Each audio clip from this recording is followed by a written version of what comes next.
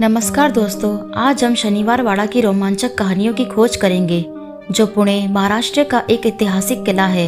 इस प्रतिष्ठित स्थान का इतिहास 18वीं सदी से जुड़ा हुआ है और यह अपनी वास्तुशिल्पीय भव्यता और इसके आसपास की दिलचस्प कहानियों के लिए जाना जाता है। शनिवार वाड़ा का निर्माण 1732 में मराठा साम्राज्य के पेशवा बाजीराव प्रथम द्वारा किया गया था। यह किला पेशवाओं का मुख्यालय था और 19वीं सदी की शुरुआत तक यहाँ उनकी सत्ता रही। मूल रूप से इस किले में 7 मंजिला संरचना थी, लेकिन 1828 में एक आग ने इसका अधिकांश हिस्सा नष्ट कर दिया। कहते हैं कि शनिवार वाड़ा में भूतों का साया है और कई लोगों ने रात में अजीब आवाजें सुनने की रिपोर्ट की है। इस स्थान से जुड़ी सबसे प्रसिद्ध भूतिया कहानी युवा राजकुमार नारायण राव की है, जिन्हें इस किले के अंदर बेरहमी से मार दिया गया था। कहा जाता है कि पूर्णिमा की रात में उनकी मदद के लिए चीखे काका माला वाचवा यानी चाचा मुझे बचाओ किले में गूंजती है। शनिवार वाड़ा के इतिहास, वास्तुकला और रहस्यमय कहानियों में और गहराई से जानने के लिए बने रहिए।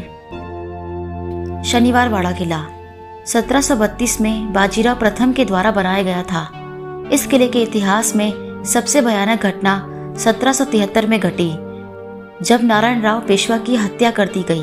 कहा जाता है कि नारायण राव के चाचा राघवा और चाची आनंदीबाई ने षड्यंत्र रचा और नारायण राव की हत्या के लिए अपने आदमियों को भेजा। जब नारायण राव मदद के लिए चिल्ला रहे थे, तब उनके अंतिम शब्द थे काका माला वासवा। काका माला वासवा मतलब चाचा मुझे बचाओ। ये शब्द वो अपने आखिरी सांस तक चिल्लाते रहे, लेकिन बदकिस्मती से उन्हें बचाने कोई नहीं आया। उनकी मौत के बाद उनके शरीर के टुकड़ों को काटकर पास की नदी में फेंक दिया गया, जिसकी वजह से उनकी आत्मा को कभी मुक्ति नहीं मिल पाई और वो आज भी शनिवार वाड़ा किले में भटकती है और इसलिए आज भी लोग वहां जाने से कतराते हैं। आज भी लोगों का मानना है कि इस किले के अंदर नारायण राव की आत्मा भटकती है और रात के समय उनके चिल्लाने की आवाजें सुनी जा सकती है। स्थानीय लोग इस जगह से रात के समय जाने से बचते हैं और इसे एक डरावनी जगह मानते हैं।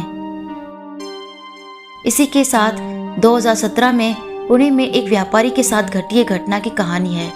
पुणे का एक व्यापारी जो शनिवार वाड़ा किले के पास एक पुरानी संपत्ति खरीदने के बारे में सोच रहा था।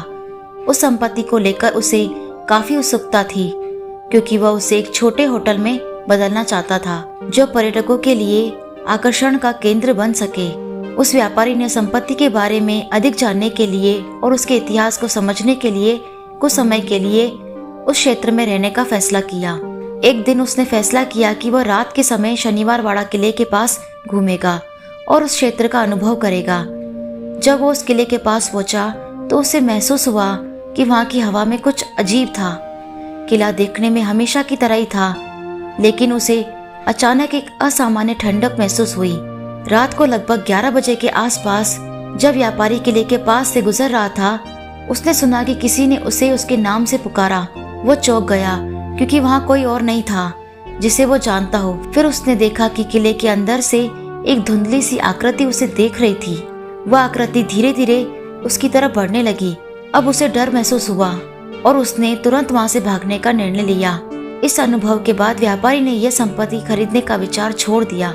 उसने अपने दोस्तों और परिवार को इस घटना के बारे में बताया, जिन्होंने उसे सलाह दी कि इस तरह के रहस्यमय स्थानों से दूर ही रहें। ये कहानी उन कहानियों में से एक है जो शनिवार वाड़ा किले की रहस्यमयता और वहां घटित होने वाली अजीब घटनाओं को दर्शाती है।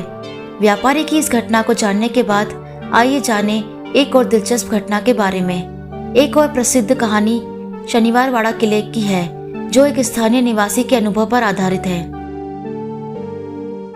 शनिवार वाड़ा किले में एक नाइट गार्ड था जिसका नाम रमेश था। उसकी ड्यूटी थी रात के समय किले की निगरानी करना। एक रात जब वह अपनी ड्यूटी पर था तो उसे अजीब आवाजें सुनाई दी। उसे ऐसा महसूस हुआ जैसे कोई बच्चा रो रहा हो।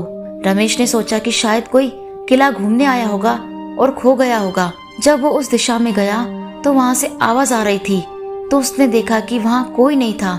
उसे लगा कि शायद उसे धोखा हो गया है और वो वापस अपनी जगह लौट आया। लेकिन कुछ ही देर बाद उसने फिर से वही रोने की आवाजें सुनी, इस बार और भी स्पष्ट। रमेश ने हिम्मत जुटाई और दोबारा उस दिशा में गया। जैसे ही वह किले के पास एक खास कोने में पहुंचा, उसने देखा कि वहां एक धुंधली आकृति है जो एक छोटे बच्चे की थी। वह आकृति रो रही थी और उसकी आवाज मुझे बचाओ जैसे कुछ कह रही थी। रमेश पूरी तरह से डर गया और तुरंत किले से बाहर भाग आया। अगले दिन उसने अपने इस अनुभव के बारे में अन्य गार्ड्स और स्थानीय लोगों को बताया। उन्हें पता चला कि यह स्थान वही है जहां नारायण राव पेशवा की हत्या की गई थी। उसके बाद रमेश ने यह निर्णय लिया कि वह कभी भी रात की ड्यूटी पर नहीं जाएगा। यह कहानी शनिवार वाड़ा किले की रहस्यमयता को और भी गहरा बनाती है। इस तरह की कहानियां और अनुभव इस किले को एक रहस्यमय और भूतिया स्थल बनाते हैं। तो दोस्तों, ये थी आज की डरावनी कहानियां। अगर आपको ये वीडियो पसंद आया तो इसे लाइक और शेयर करना ना भूलें। और अगर आप हमारे चैनल पर नए हैं तो सब्सक्राइब ज़रूर करें ताकि आप हमारी आने वाली नई रोमांचक कहानियां मिस न करें।